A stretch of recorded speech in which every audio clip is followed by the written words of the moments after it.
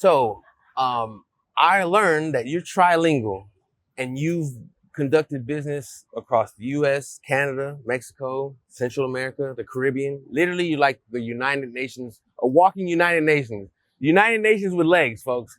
But I also know that a message in New York can fall completely flat in Sao Paulo. So how do you adapt your value proposition or your messaging across geographies without losing like the core message? Okay, so I can go back to the a skill that I learned in the airlines, is to adapt in real time to the people. And why it happens that when you close the doors of an airplane, everybody goes to a state of vulnerability, right? Because you have zero control what's going on. You depends on the pilots, the weather conditions, the cabin crew. So people are showing you their real colors, their real character, how they communicate, what frustrates them. So you have to be catching those little signals. So I have been obviously fortunate to travel to many countries, and you learn that everybody is different, of course, but human behaviors follows certain patterns.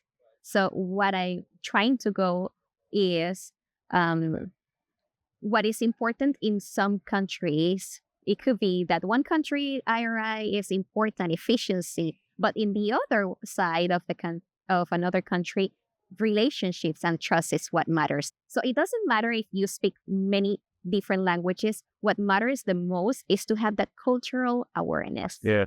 So you adapt your message in a way that you make the emphasis in what matters the most for that person. Mm-hmm.